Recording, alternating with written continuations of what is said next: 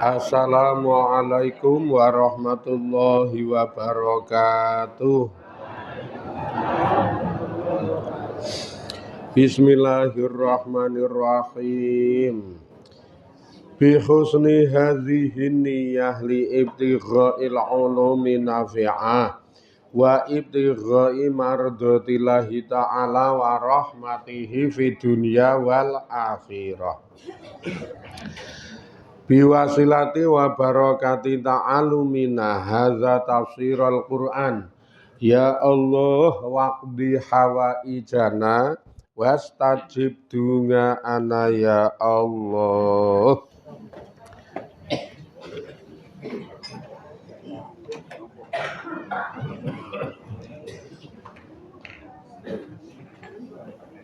Ngaturaken pemut benjang-enjang Ahad Legi melai ngaji ten masjid. Ahad Legi ini ora biasane ngaji ten masjid. Nah, sesuk-esuk dimulai ngajine ten masjid, sesuk-esuk dimulai. Dados sesuk ngajinipun ten masjid. Kitabe Riyadhus Shalihin. Kitabe Riyadhus Shalihin. Jame padha, jame. Sing rada beda bubare sesuk. Rada mruput. Tok niki nyaosi pirsa sesuk-esuk Ahad Legi ngaji Ahad Legi ten masjid dipun mulai.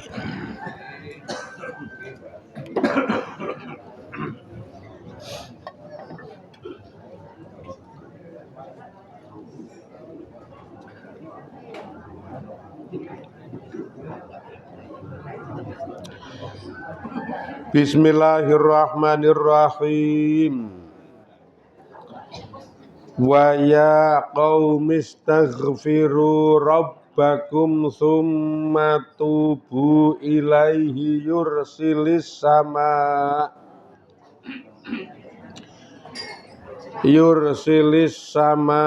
alaikum midrara wa yazidkum quwwatan ila quwwatikum.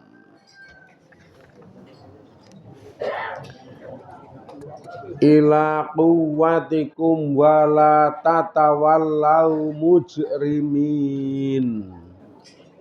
Ayat 52. Wa ya qaumi lan he kaumku, kaum Ngad. Istaghfiru padha njaluka ngapura sapa sira kabeh Rabbakum ing pangeranira kabeh. Ayat tegese salu padha njaluka sapa sira kabeh hu ing pangeran ayaghfara yen to aweh ngapura sapa pangeran lakum keduwe sira kabeh ma ing barang takodama kang wis dhisik apa ma rupane min sirkikum saking kesirikanira kabeh. Summa tubu tumuli tobata sapa sira kabeh ilaihi maring pangeran. Mimba di tauhidi saking sakbadane tauhid. Letobat binadami kelawan getuni ngalama ing atase barang madha kang wis kliwat apa ma. Wabil ngazmi lan kelawan nejo ngala Allah tangudu ing atase yen to aja padha mbaleni sapa sira kabeh limislihi keduwe padane ma. Niki dawuhe Nabi Hud. Ya nek wingi-wingi wis duwe kelakuan ora apik malah kepara nglakoni dosa kowe ora main-main, dosa gedhe, dosa syirik. Ayo saiki kowe do njaluka ngapura marang pangeran. Jadi apapun bentuk dosa arepa niki dihukumi dosa gedhe ra iso diapura.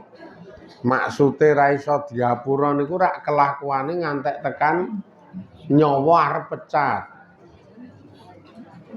Nyawa tekan tenggorokan klokor-klokor kae kok urung gelem njaluk ngapura utawa nyawa lunga saka jasad kok urung gelem njaluk ngapura kamangka dosane dosa syirik. Kuwi engko ning ngarsane Allah ora iso diapura.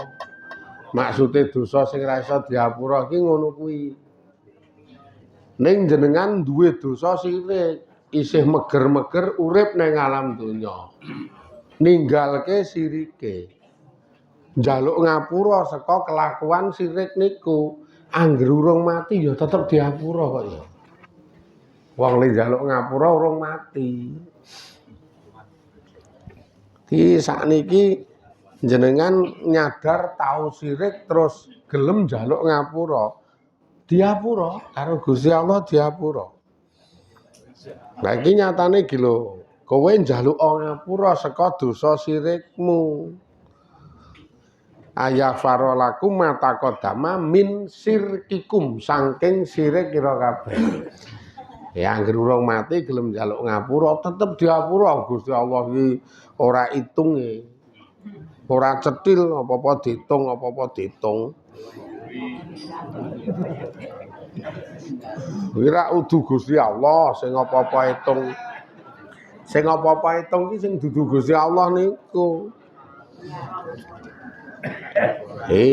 Kowe ngene yo, gek engko tak ngene kuwi wong nek kuwi ngono. Senengane kowe ngene yo, gek engko tak ngene. Kowe ngerokno gek engko tak kei 50. Kuwi wong nek ngono kuwi wong. Nek Gusti Allah butuh ngekeki rasa dadak nganggo syarat ngeroki ngono.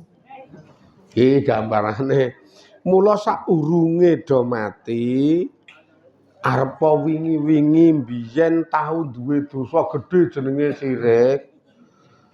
Mbuh nyembah reca, mbuh ngobong menyaneng sorwit gayam. Utawa ya njaluk tulung karo makhluk-makhluk liya. Makhluk liya niku makhluk napa lho kadang kala wong iki ya sok ngono kae to. Njaluk tulung. Kon ngewangi golek dhuwit. Tuyul.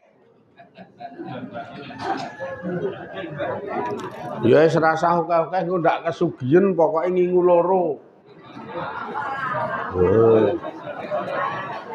Ngingu tuyul loro kok ndak kesugihan. Rezeki iki sing ngadum Allah kok dadak njaluk tulung tuyul kon ngewangi-wangi golek rezeki. Lah iki engko cetha nyekuthokke Allah tentang rezeki. Wis niku dosa sing ora iso diapura. Pamangka syarate lucu lho nek tuyul iki. Gelem golek duit ning pendak bengi kudu ngempeng sithik lho. Ora tobat kowe. Nek loro rak yo ngedot kiwa tengen sithik to iki. Gilani ya.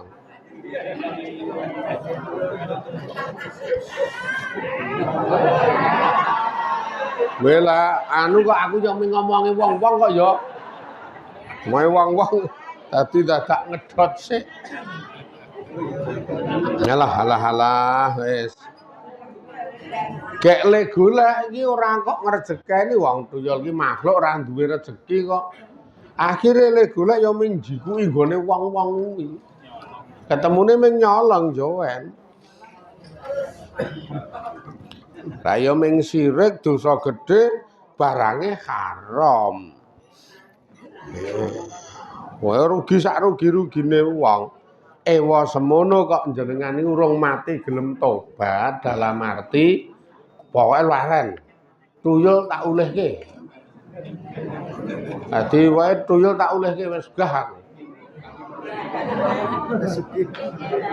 Wes. Lah tak ulihke wae tuyul cilik-cilik ngrepoti. Agi sing gerangan we tak oleh kok. Tuyul lho iki, tuyul lho iki. Tuyul lho iki.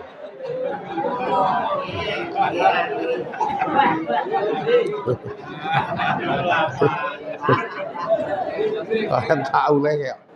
Pokoke wis rezeki sak rupa-rupa, oleh titik, oleh sedengan, matur nuwun, sing penting rasa sirik. Isane tukang ya waton nyambut gawe dadi tukang, bayare pira ta pira disyukuri ora usah kudu sugih. Isane bakul ayo sing penting lempeng njaluk slamet berkah, ora kudu nganggo kesugihan. Ngantek ngingu kolor ijo. Wah ora usah. Wah gek engko nek bakul ngingu kolor ijo kae misalkan bakul bakso ngingu kolor ijo ngono. Engko nek kuwahe kae wis dadi karo kolor ijone duyui sikik, Jeng. Men enak iki duyui sikik. Mula ya nglengu kae njak uyuh kolor ijo kok ya kae iki.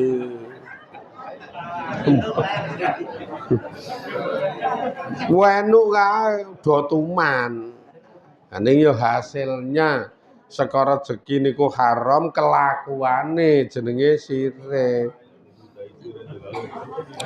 Ha wis bakul ki angger pinter le ngracik bumbu dadi enuk kae, terus engko tambahi sing marai luwih enuk wis piye carane sing penting halal sak rezeki-rezekine mesti barokah. Nek sing ora ngono kuwi iki engko titi wancine wis kudu ngunduh-ngunduh nek nandur apik ya ngunduh apik, nek nandur ngono kuwi ya engko ngunduh ngono kuwi. Misalkan jenengan iki golek rezeki dadak direwangi ngono kuwi, iki engko ya ming terbatas oleh masa. Masa jayante iki titi wancine kudu ngunduh, apa sing wis tok lakoni wingi-wingi wah ngunduh tenan kok ya. Wis engko dinteni wis ngeri nek niki. Mbok aluwung nandur sing apik-apik, kalem jujur, sesuk tekane tuwa ya ngunduhe ya kalem jujur, pipite ora sugih mau ngedonya. Ora apa-apa. Malah penak lho wong ora sugih iki malah penak ra tek kesel kok. Lah sugih iki ya kesel lho. Ora sugih iki malah penak, Je.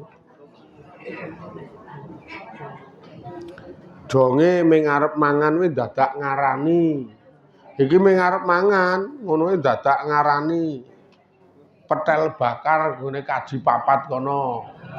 Jalan Wonosari. Nek sugih ra dadak ngarani wis rekoso to dadak rono. Kamangka untune dok krowok. Engko mangan daging sapi ning kono kae ya le mernah-mernahke wis suwi. Le mernahke ning untu kuwi suwi. Gara-gara ndidit mah dadi rekoso to. Beda sing ra ndidit. Nang omah iki pokoke ngekum sarimi. Sarimi ora dimasak ming dikum nggo banyu umep. Kuwiwe ora kok tuku, tek ombengi genduren.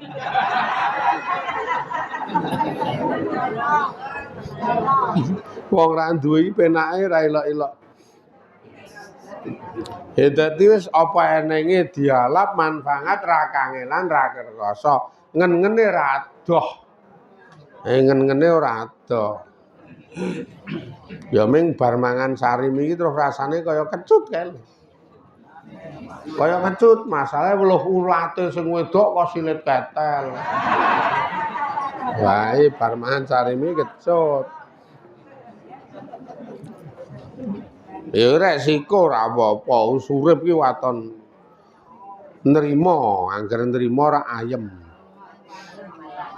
Rasa dadak delok kono apa sing dadi dum-dumane Allah ki ditampa. Tuba liman aslama wa aisuhu kafafan. Bejo kemayangan tumrap wong sing Islam sing sumarah marang Gusti Allah. Terus gaya hidupnya niku ngalap cukup apa sing dadi duweke. Rasah ngalap gaya hidup sultan rasah. kurang gawean apa-apa sultan. Nanggung ngalap hidup kok gaya hidupe sultan, aluwung gaya hidupe syaiton. Wah, mah apik kuwi. Dadi tiruwa gaya hidupe syaiton. Mesti rusak, wis mesti ngono. Atau ngawur kok ya nek syaiton.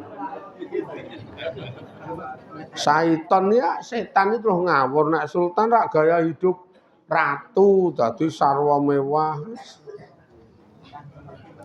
Ora lunga titike le persiapan suwene pol. Mengat lunga titik.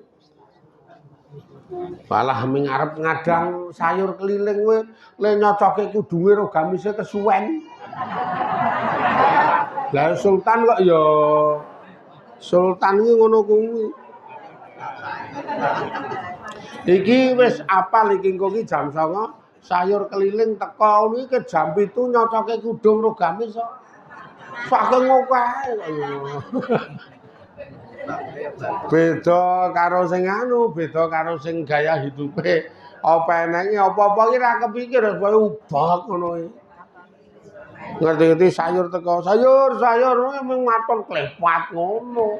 Ngeciwut kae. Wes, ya mikir nggo daster tak wis.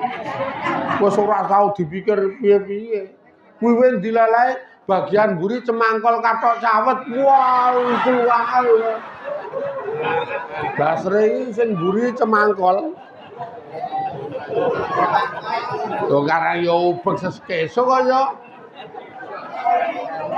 Ora sadar dadi cemangkol gejepit. Kathok cawete kae. Wah, iku lho.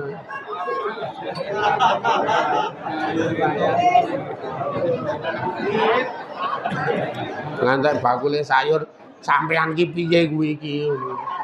Walah jan ra ngerti aku. Mau bar nguyuh tak unggahke jebul nyangkol to lho.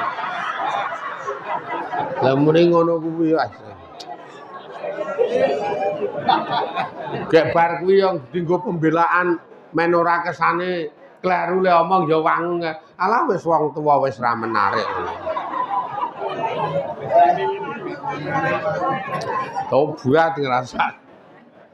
Beda karo sultan sarwa angel nek ngono wis pokoke mung wis ora cetha.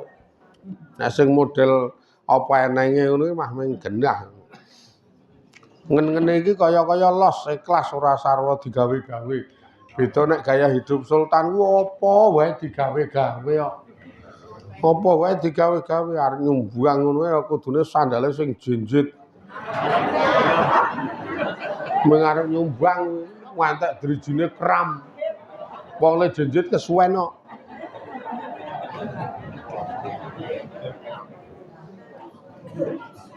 Beda sing ora sultan menyang nyumbang ya menyang leng sandale tulisane gofu ngono kae. Tulisane gofu. Mbok ya sing wangun titik mosok nyumbang ngono kuwi. Sing penting duwite ra usah krewet. Wah, wangun tenan wong sing ngono. Wadi cuweke iki dadi ngono lho. Wandiane ngono mah bengok sing penting duwite ora kok srandale. Karo nduduke amplop iki lho iki, sing penting iki ne. Wah, 80.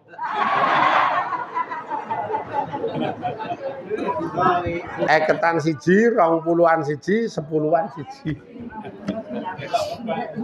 Kowe tok kandel jak teluwe. Sakarepe anggere kelas kok. Lah ning yo nek ngono ki mesake sing ewo, ah sing akon ngeteri sapa? Ngono sih. Kene yo ora ngarep-arep diteri kok ngono sih yo NPP mung sarwa dadi. Sarwa dadi.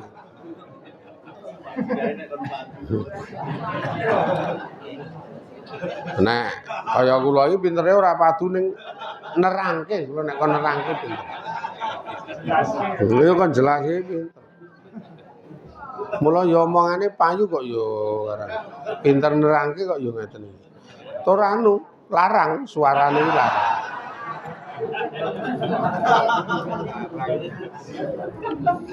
Nek nang njaba nek ngene iki jan ra ana regane.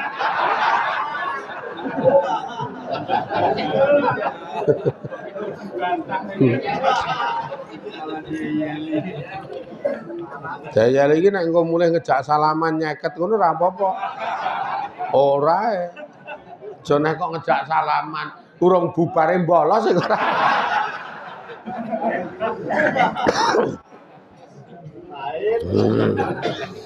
Mula surasah sirik kuwi ra apa-apa urip kok dadak sirik. Ewa semono ternyata ning Quran ada solusi sing ngedemke ati. Saurunge kowe mati, kowe iki do njaluka ngapura marang Gusti Allah. Lah lek njaluk ngapura saka dosa sirik niku pripun? Nek ten iki dingendikake, le njaluk ngapura ya engko kanthi mandheg leren saka sirike kuwi. Dadi kudu mandheg. Wingi sirik saiki mandheg, ngingu tuyul-tuyule dulehke, ngingu kolor ijone digunting-gunting men do pedhot. Gek ora ana kolore. Lah ya wis pokoke wis mandheg saka kuwi. Sing wingi nyembah reca saiki mandheg. Bar kuwi terus tobat. Nek bar njaluk ngapura terus taubat. Summa tubu ilaihi. Lah tobat piye lah ya getun lah kok ya wingi-wingi aku ki duwe kelakuan kaya ngono to. Kaya jenengan tobat.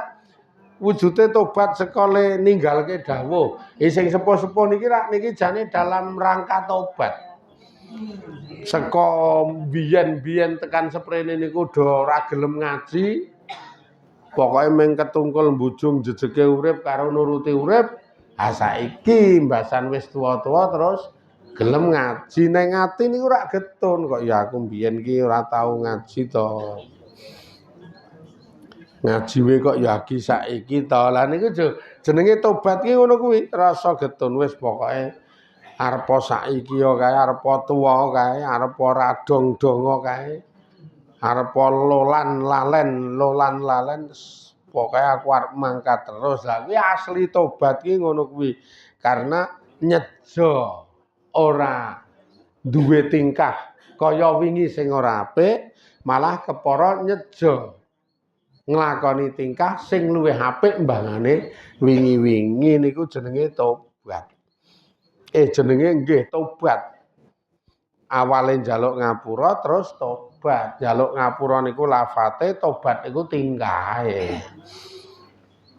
Kuwi sing istimewa ngono kuwi. Ora ana telate nek ning alam donya iki sama sekali ora ana telate. Mbok dosane jenengan kaya ngapa, nek pancen gelem njaluk ngapura iki tetep diapura. Sing ora diapura wujud dosa sirik ngeten iki nek ngantek tekan mati isih sirik. Wis tekan mati sih netepi sirike nyembah reca utawa ya model duwe gaya hidup kaya sing kula aturke ngajeng nika wau. Wah niki wis ngantek tekan mati kok urung tobat sudah repot. Fi nari jahannama khalidina fiha. Ulaika hum syarrul bariyah. Ing dalem neraka jahanam, fi nari jahannama khalidina fiha. Wong sing langgeng. Ora main-main langgeng kuwi ning neraka jahanam. Karo kalungan kae tanda pengenal. Nganggo speneng kalungan tanda pengenal kae. Tandika tulisane ya ming sepele kok ya. Musyrik ngono kuwi. Dadi tanda pengenal iki musyrik. Sing wis-wis ya wis ayo didandani, saiki nyembahe nang gone Gusti Allah, urusan rezeki, urusan apa-apa balekke nang gone Allah. Termasuk jabaran apa saka sirik niku dukun medukun, rasa dolanan dukun apa-apa dukun. Ning nek kur sayah dukun pijet kuwi ora apa-apa.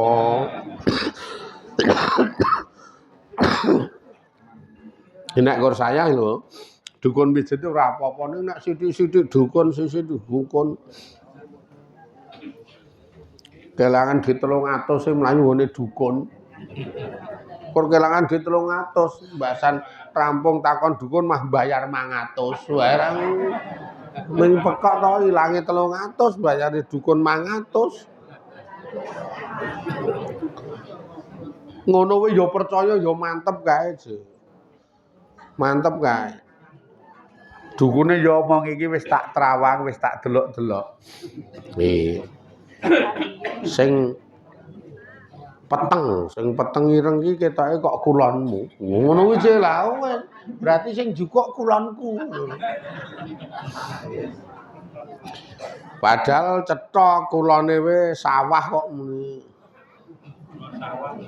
Kulone peteng to matane dukune piteng iki apa piye?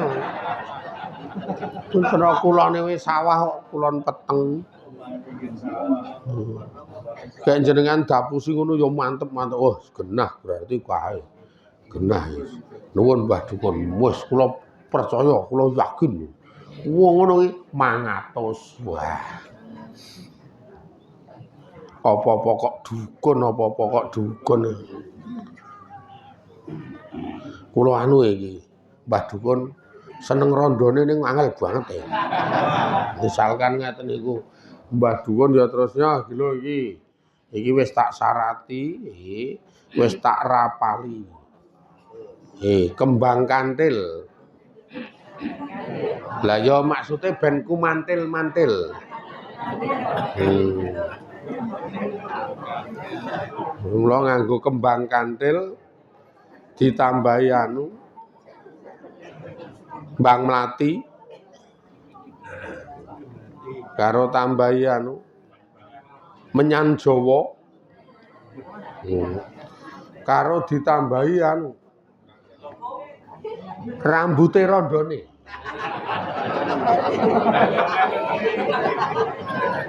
Saya angel nerangke ngene iki.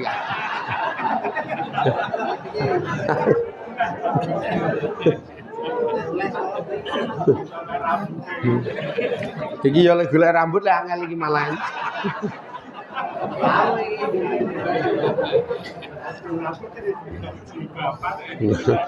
Kayak kudungan e. Wah iki terus omong dukune wis iki tak wadahke. Tak buntel mori. Lah ku nyuwek ning kuburan. Wae waton serem kok ya sing penting dukun iki.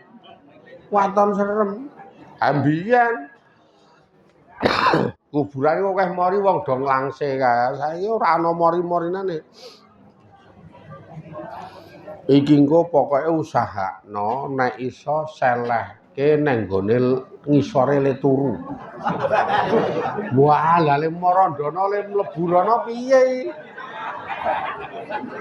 Kok kon nyalahke ning ngisore le turu ae tobat to. Wing sarwa angel iki. Wis, engko nek ngantek hasil nang ngisore le turu wah tenan. Ora melek, ora merem, weruhe ming raimu terus.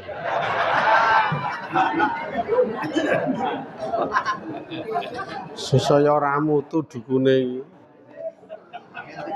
Iku angel banget to nek ngono-ngono kuwi. Wis sirik kok angel. Ha wong sing jenenge urusan wong wedok ora usah ngono kuwi wis ana sing netepke sing jodohi Gusti Allah. Sing ping pindho iki ora usah dadak nggo mbang kantil. Ning lomo. Lomo kaya wong cetha mburi omah dang ambon suluh dipecok terkendono kabeh. Wadi sak tundun iki terkendono, ati seneng kaya Bu gilo Bu gedange suluh ngene. Ora sing seneng rondo niku jek kok. Kuwi ra mburi omah gedange suluh terke nggone rondone kuwi. Walah Pak kok le repot-repot ora repot lah wong suluh dhewe ora tak obong-obongi kok. Iki ra ya lomo niku mesti seneng banget kok ya. Ora panen beras, nempur 15 kilo terke. Bu kilo alhamdulillah panen. Sawah ora duwe kok panen. Reko-reko. Walah ya wong jenenge lomoe rasa nggo dukun ngono kuwi mah dadi malah. Bangane sirik nek ngono kuwi pipite ra kecekel oleh biji sedekah. Ora sirik kok ya cetha lho jane nek jenengan paham iki. Lomo kuncine iki rasa dukun medukun. Reka-reka doer. Wis iki lho. Nek kebacut sirik taubata, mandeka saka kelakuan kuwi, terus dandanono nganggo nglakoni sing apik. Insyaallah dosae resik diapura kabeh. Niki muga-muga diberkahi Gusti Allah, dirahmati Gusti Allah, kanugrahan sehat waras, diparingi kegampangan ana ing dalem sakabehane perkara lan urusan-urusane. Alhamdulillahirabbil alamin. Assalamualaikum warahmatullahi wabarakatuh.